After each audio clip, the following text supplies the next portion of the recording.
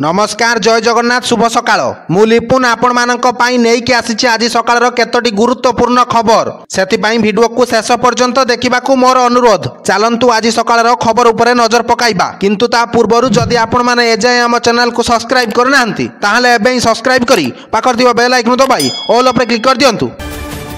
राज्य रे आउ 7 कोरोना आक्रांत चिन्हट तेबे राज्य रे कोरोना आक्रांतों संख्या बढ़िबार लागिछि। रविवार आउ 7 नुआ कोरोना आक्रांत चिन्हट होइछन्ति। एहाकू मिसाई राज्य रे मोट कोरोना आक्रांतों संख्या 45 रे पहुंचिछि। एथि मध्यरु 12 जन सुस्थ होइतिबा बेले 33 जन चिकित्सित हेउछन्ति। एनै राज्य जनस्वास्थ्य निर्देशक डाक्टर नीलकंठ मिश्र सूचना देइछन्ति। परवर्ती खबर स्कूल छुट्टी की नहीं ओडिशा सरकारक बड़ निष्पत्ति। तेबे राज्य रे कोविड बढ़ुवा बेले आगकू स्कूल खोलिबा प्रसंग गणशिक्षा मंत्री प्रतिक्रिया सेतेबेले स्थिति देखि निष्पत्ति नियाजिबो। एबे राज्य रे किछि भय नाही तेणु स्वास्थ्य विभाग तथ्य अनुसार आगकू स्कूल खोलिबा उपरे निष्पत्ति नियाजिबो।